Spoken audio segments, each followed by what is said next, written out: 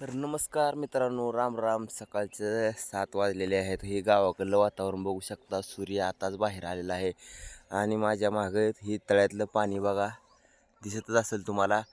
इतकं गार भांड्या वातावरण आहे की काय सांगू नका. आणि सकाळ सकाळ मी आलेलो आहे खाली व्यायाम करण्यासाठी.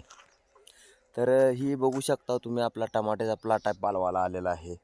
माल पण भरपूर लागलेला आहे, चांगला माल आहे, एक नंबर क्वालिटीचा माल आहे. ही माल बघा तुम्ही, एक नंबर टप्प्याच्या टप्प्यावर माल कसला निबर झाला आहे. तर ह्या 2-4 दिवसात पावलावाच लागेल. आणि गारटा तर इतकाही काय सांगू नका, गार भांड्या लागायला लागले. तरी पण एक चक्कर सकाळ सकाळ रोज असते. जाऊन यावं म्हणलं खाली तळ्याच्या कडकडून एक चक्कर मारली म्हणजे जरा बरं वाटतंय. आणि भाजी बी आपली काढायला चालू आहे मेथीची. आज एक 500-600 पेंड्या काढून ठेवलेल्या त्या, कालच 2 फेण ठेवलेल्या त्या. आज मुलींच्या बाजारला घेऊन जायचं आहे. तर जाणार आता थोड्या वेळानं. ही राहिलेली भाजी अजून काढायला चालूच आहे. एक 2-4 दिवस अजून जाईल भाजी.